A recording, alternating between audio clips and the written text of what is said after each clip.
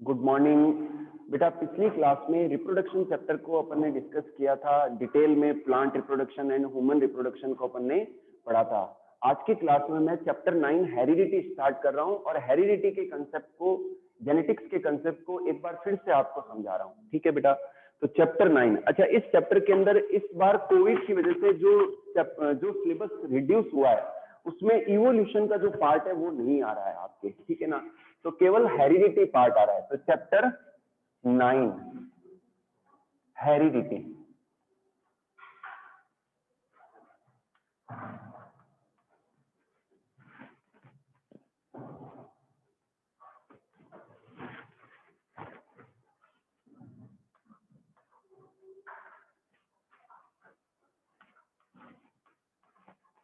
Heredity, inheritance,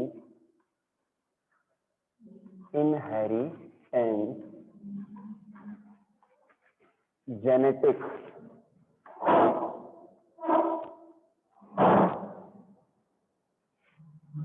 father of genetics,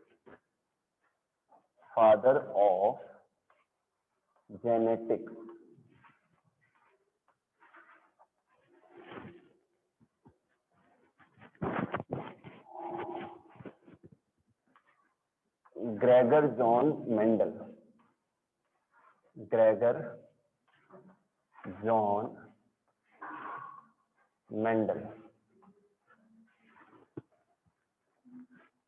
Gregor John Mendel ठीक है।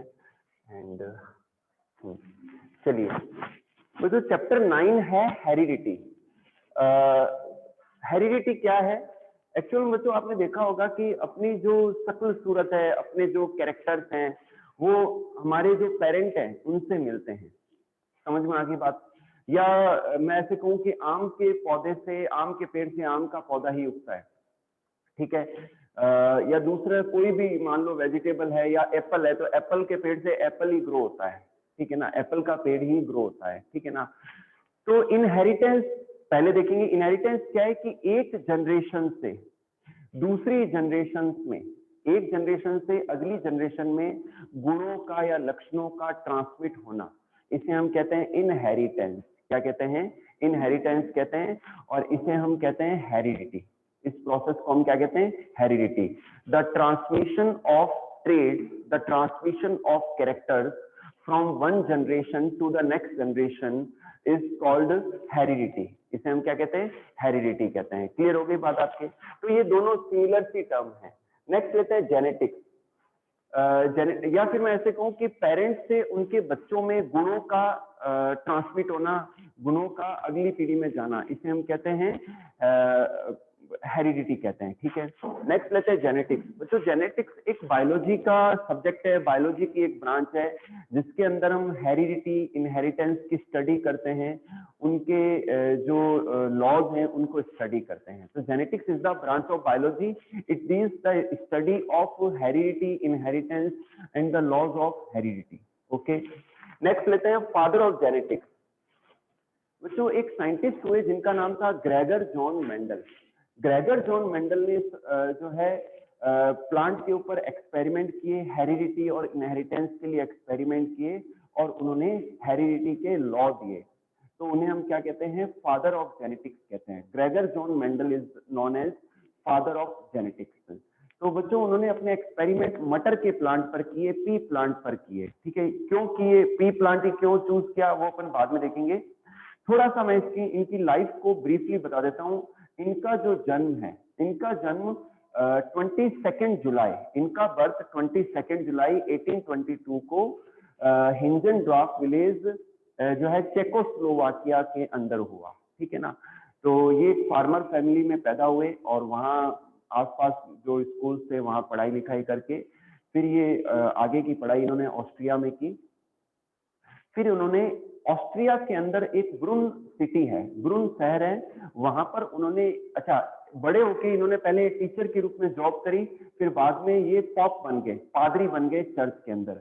तो 1857 से लेकर 1865 तक, 1857 से लेकर 1865 तक ऑस्ट्रिया के ब्रुन शहर में एक चर्च है, वहां पर उन्होंने एज ए पॉप काम किया, ठीक है।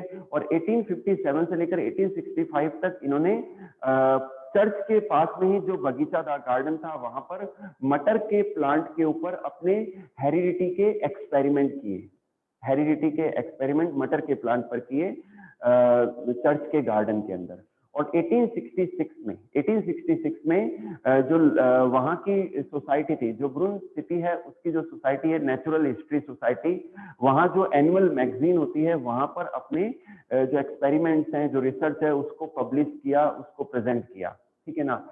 लेकिन उन्होंने जो कंसेप्ट बताए, उन्होंने जो लॉ बताए, वो बहुत ही ज्यादा एडवांस थे, तो उस समय के लोग उसको समझ ही नहीं पाए, क्योंकि उस समय ना तो डीएनए की खोज हुई थी, ना ही क्रोमोसोम की डिस्कवरी हुई थी, तो लोग उनके कंसेप्ट को समझ नहीं पाए कि ये क्या बताना चाह रहा है। फिर 1884 में 6 जनवरी 1884 में किडनी इंफेक्शन की वजह से, किडनी इन्फ्लामेशन की वजह से इनकी डेथ हो गई। इनकी क्या हो गई? डेथ हो गई। और ये गुमनाम हो गए। और फिर उनके एक्सपेरिमेंट के 30 इयर्स के बाद इन 1900 में 3 अलग अलग देशों के जो साइंटिस्ट थे, उन्होंने फिर से हेरिडिटी के एक्सपेरिमेंट किए, मटर के प्लांट पर ही किए, और सेम रिजल्ट आए, ठीक है। और वही रिजल्ट आए जो मेंडल ने फाइंड आउट किए थे। तब लोगों को पता चला कि अरे यार, ये तो एक्सपेरिमेंट पहले हो चुके हैं और ये लॉ भी पहले आ चुके हैं। तब मेंडल का जो वर्क है उसको फिर पॉपुलैरिटी मिली, लोगों ने उसको तवज्जो दिया। तो वो जो 3 साइंटिस्ट हैं जिन्होंने मेंडल के एक्सपेरिमेंट दोबारा से किए, सेम लॉज, सेम कंसेप्ट वापस से उन्होंने दिए, तो उन्हें कहते हैं रीडिस्कवरर ऑफ द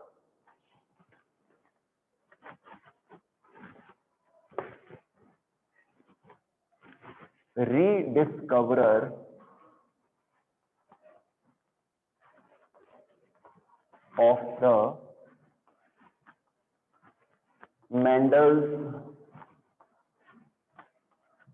लॉज, ठीक है। आपके नॉलेज के लिए उनका नेम भी बता देता हूं कि वो कौन कौन थे। एक तो थे Erich von Tschermak, Erich von Tschermak. Second है कार्ल कॉरेंस, कार्ल कॉरेंस। और थर्ड है Erich von Tschermak, Carl Correns and Hugo de Vries, Hugo de Vries, ठीक है बेटा। Erich von Tschermak, Carl Correns and Hugo de Vries, ये 3 scientist हैं जिन्होंने Mendel के लॉ को दोबारा से दिया, दोबारा से रीडिस्कवर किया, ठीक है बेटा। अब अपन पढ़ेंगे पी प्लांट के बारे में कि पी प्लांट का साइंटिफिक नेम क्या है।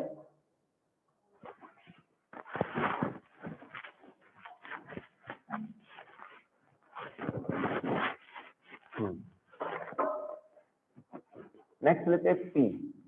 बच्चों जो पी प्लांट है उसका साइंटिफिक नेम है पाइसम सेटाइवम,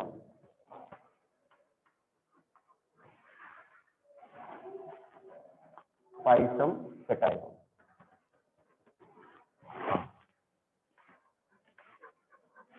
वाई मेंडल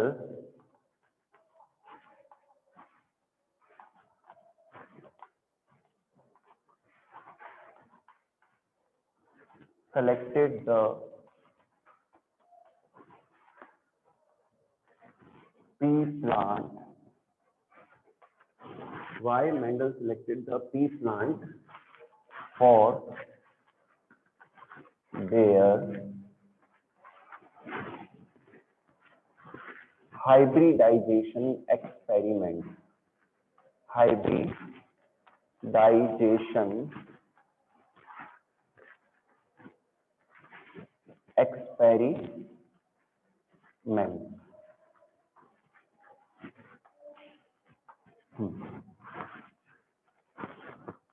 बच्चों मेंडल ने अपने हाइब्रिडाइजेशन एक्सपेरिमेंट्स के लिए पी प्लांट को चूज किया। पी प्लांट का साइंटिफिक नेम है पाइसम सेटाइवम। क्यों मेंडल ने मटर के प्लांट को ही क्यों चुना, कोई और प्लांट क्यों नहीं चुना है?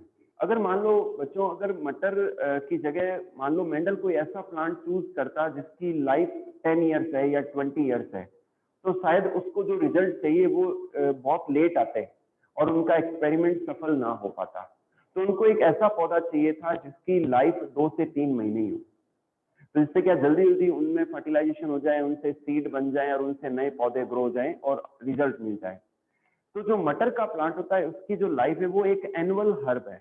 मटर का पौधा क्या है? एनुअल हर्ब है, जिसकी लाइफ 3 से 4 महीने होती है। तो इसलिए मेंडल ने उसको चूज किया। सेकंड लेते हैं कि मटर के अंदर काफी सारे कॉन्ट्रास्टिंग कैरेक्टर्स थे। मान लो जो कैरेक्टर है उनके दो दो फॉर्म थे, कॉन्ट्रास्टिंग फॉर्म थे। जैसे कि लंबाई है तो लंबाई की दो फॉर्म थी, टॉलनेस और ड्वार्फनेस। फ्लावर का कलर है वॉयलेट और व्हाइट, ठीक है ना। तो ऐसे और भी कई सारे कैरेक्टर थे जो कॉन्ट्रास्टिंग फॉर्म में अवेलेबल थे, जो कि एक्सपेरिमेंट के लिए सूटेबल थे। थर्ड रीजन ये था कि मेंडल को ऐसा पौधा चाहिए था जो बाइसेक्सुअल हो, ऐसे जिसके अंदर ऐसे फ्लावर लगे जो बाइसेक्सुअल हो, जिसमें मेल पार्ट भी हो और फीमेल पार्ट भी हो, तो जरूरत पड़ने पर उनमें सेल्फ पॉलिनेशन करवाया जा सके, ठीक है ना। तो मटर का पौधा जो है बाइसेक्सुअल होता है, उसके जो फ्लावर्स होते हैं बाइसेक्सुअल होते हैं। दूसरी बात, फोर्थ उनका रीजन ये था कि जो मटर का पौधा है उसकी हैंडलिंग इजी है, उसको एक्सपेरिमेंटली काम में लेना आसान है in compare to other plant. तो ये 4 रीजन थे जिसकी वजह से मेंडल ने मटर के प्लांट को ही चूज किया। समझ में आ गई बात। अब बच्चों नेक्स्ट मैं बताऊंगा कि ना कौन कौन से ऐसे कैरेक्टर टोटल मेंडल ने मटर के प्लांट में, पी प्लांट के अंदर मेंडल ने टोटल 34 ट्रेड्स देखे, 34 ट्रेड्स देखे जिनकी कॉन्ट्रास्टिंग फॉर्म थी। उनमें से केवल उन्होंने 7 ट्रेड्स को चूज किया अपने हाइब्रिडाइजेशन एक्सपेरिमेंट के लिए, ठीक है। तो मैं एक टेबल बना रहा हूं जिसमें 7 ट्रेड्स हैं और उनके कॉन्ट्रास्टिंग फॉर्म को भी बताया गया है, ठीक है।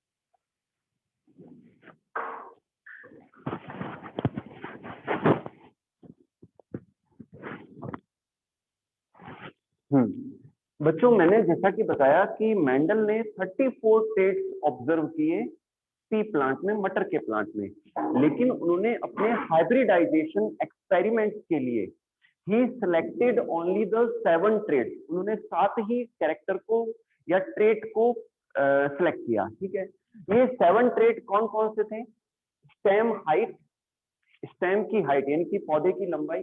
सेकंड था फ्लावर कलर, फ्लावर का कलर। थर्ड है फ्लावर की पोजीशन। फोर्थ है पोड शेप, फली की शेप। फिफ्थ है पोड कलर, फली का कलर।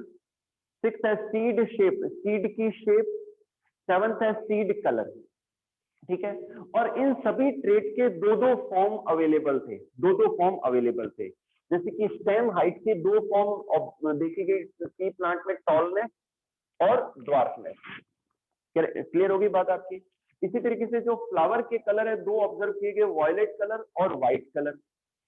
फ्लावर की पोजीशन एक्सियल यानी कि एक्सिस के अंदर या ब्रांच के टर्मिनल एंड पर। पोड की शेप इनफ्लेटेड, एकदम सीधी, फ्लैट, स्मूथ और कॉन्स्ट्रिक्टेड, झुर्रियां सी पड़ी हुई, रिंकल्ड। ठीक है ना। पोड कलर ग्रीन भी ऑब्जर्व किया गया, फली का कलर, और येलो कलर भी ऑब्जर्व किया गया। शीड शेप, जो बीज है वो राउंडेड शेप में भी देखे गए और रिंकल्ड झुर्रीदार बीज भी देखे गए। सीड का कलर येलो कलर भी ऑब्जर्व हुआ और ग्रीन कलर भी ऑब्जर्व हुआ। अब इनमें देखिए बच्चों, हर कैरेक्टर या हर ट्रेट के दो दो कॉन्ट्रास्टिंग फॉर्म है। इनमें से बच्चों एक फॉर्म डोमिनेंट है और दूसरी रिसेसिव है। एक प्रभावी है, दूसरी अप्रभावी है।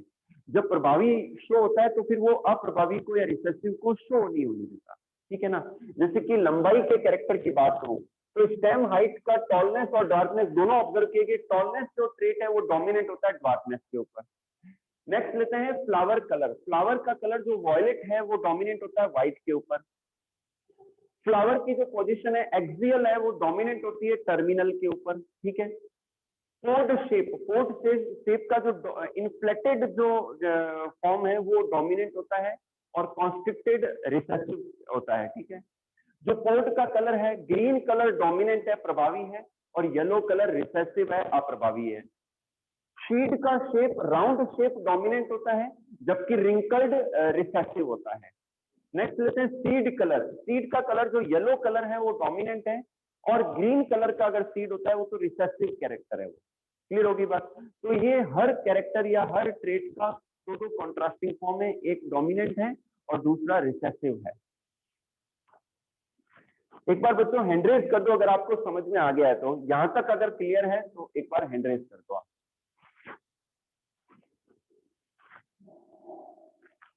ठीक है, इसके बाद में बच्चों कुछ टर्मिनोलॉजी डिस्कस करेंगे। बायो में एक तो क्या टर्म्स ध्यान रखना बहुत जरूरी है कि किस टर्म का क्या मीन है। ठीक है,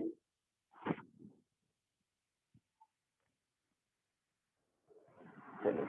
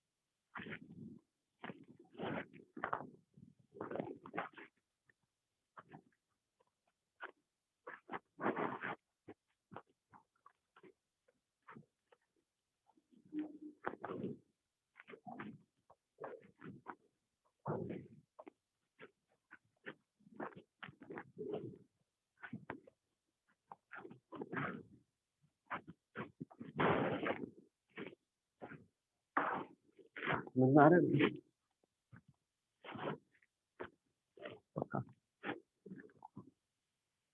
होमोजाइगस, हेटेरोजाइगस,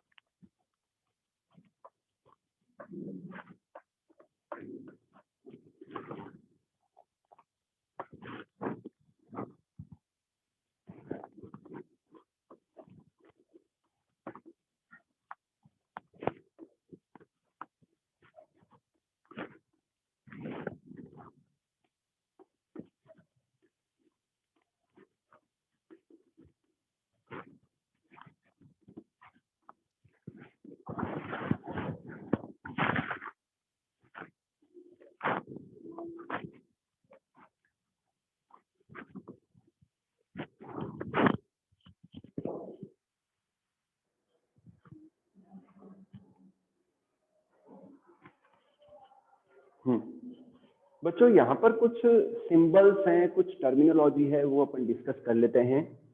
फर्स्ट लेते हैं एलील या एलिलोमॉर्फ, ठीक है।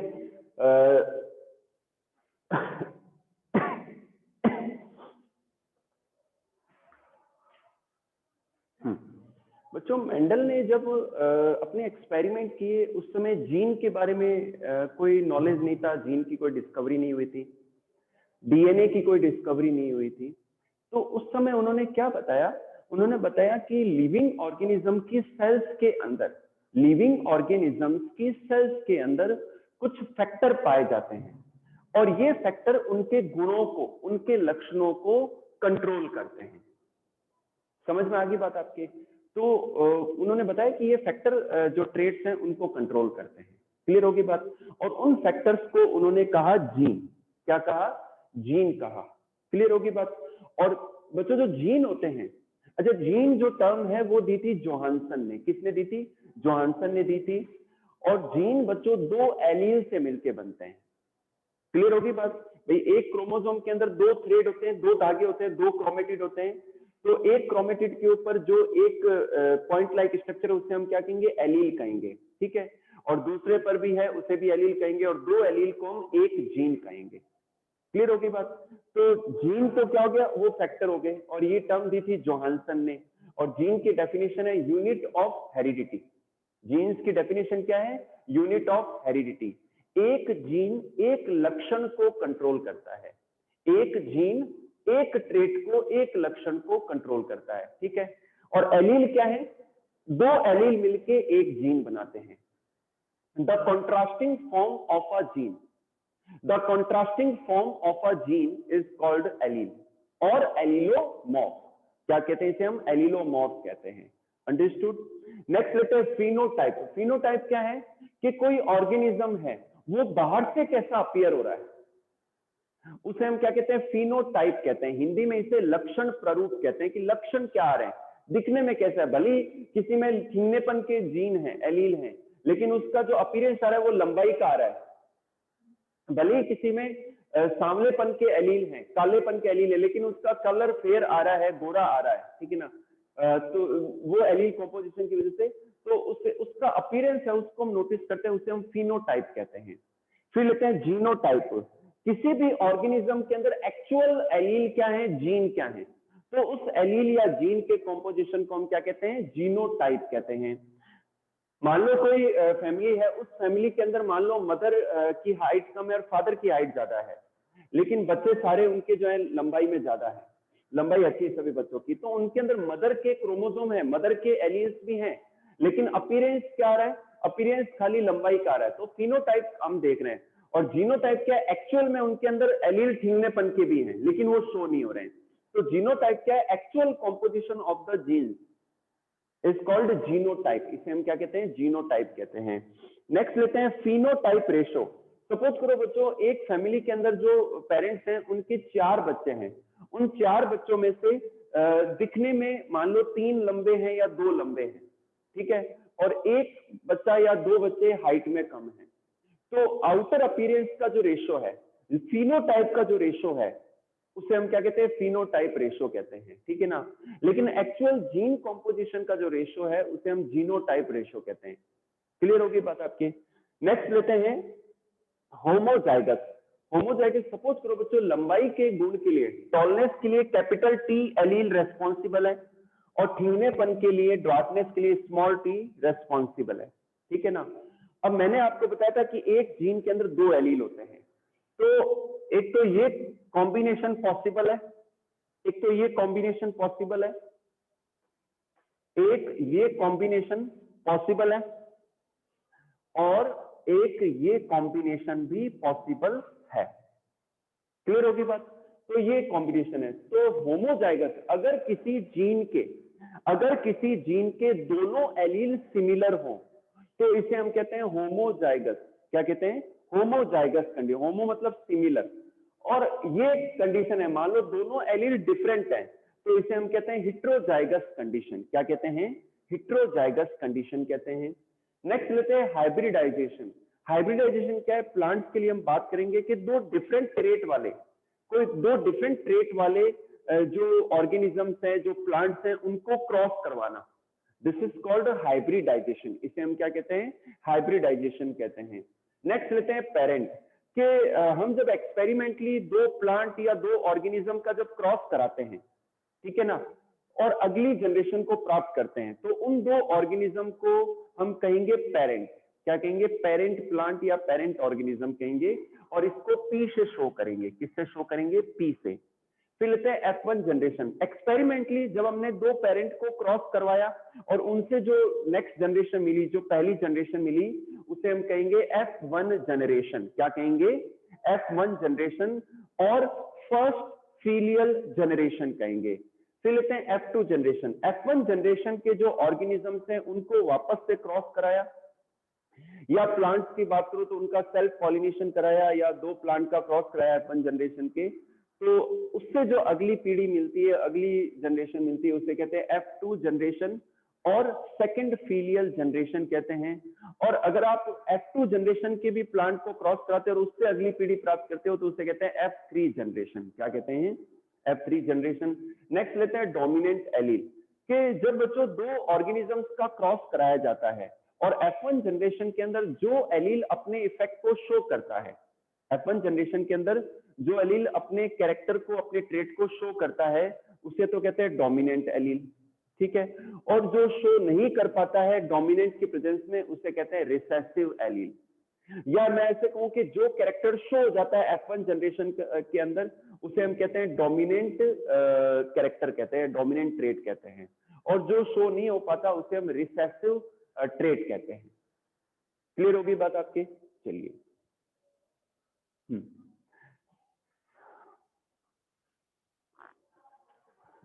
तो बच्चों आज की क्लास में इतना ही करेंगे। रिमेनिंग जो एक्सपेरिमेंट्स हैं, monohybrid cross, dihybrid cross, वो अपन नेक्स्ट क्लास में करेंगे, ठीक है।